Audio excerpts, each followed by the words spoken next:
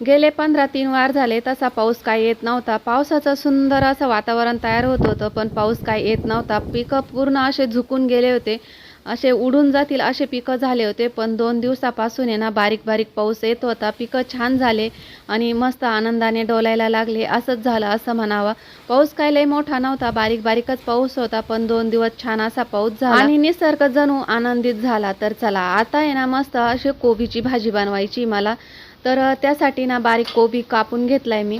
अशी भाजी तुम्ही कधी खाल्ली का कोबीची? नसेल खाल्ली ना तर ही रेसिपी बघून आहे ना न आवडणाऱ्यांना सुद्धा कोबीची भाजी नक्कीच आवडेल. तुम्ही ह्या पद्धतीने ना एकदा कोबीची भाजी नक्की करून बघा. एक भाकरीऐवजी 2 भाकरी सहजच खातील. तर चला बारीक कोबी ना मस्त चिरून घेतला. त्यामध्ये ना गरम पाणी टाकलं. गरम पाण्याने स्वच्छ धुवून घ्यायचं आता आणि त्यानंतर आहे ना हिरव्या मिरच्या, लसूण आणि जिरे ना मिक्सरमधून बारीक करून घेतले. त्याची फोडणी दिली.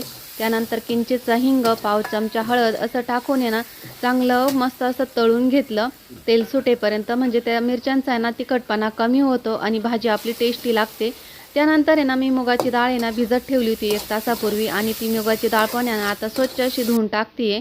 ही मुगाची डाळ आहे ना माझी घरची आहे, त्यामुळे ना एखादा अर्धा मुगाचं साल त्याला लागलेलं आहे. पण काही हरकत नाही, मुगाच्या डाळ आहे ना पाठीसह खाल्ली ना तरी पण चालते. तर मुगाची डाळ पण आहे ना 2-3 मिनटं आहे ना चांगली परतून घेतली मी कढईमध्ये.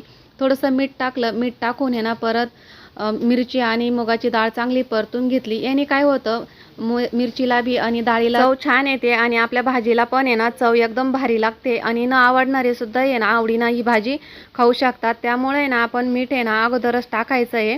तर आता आहे ना 4-5 मिनटं आहे ना भाजी अशीच परतून घेऊ सॉरी.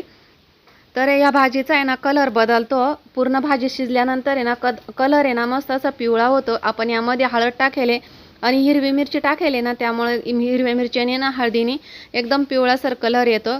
तर बघा इथं असं परतत आहे ना भाजी छान अशी परतून घेतली आणि इथं आपली भाजी तयार झाली बघा. ही भाजी ना तुम्ही भाकरीसोबत, चपातीसोबत कशासोबत पण खाऊ शकतात. तर बघा पाऊस चालू होता त्यामुळं मी इथं चुलासाठी सरपण पण भरपूर आणलं होतं.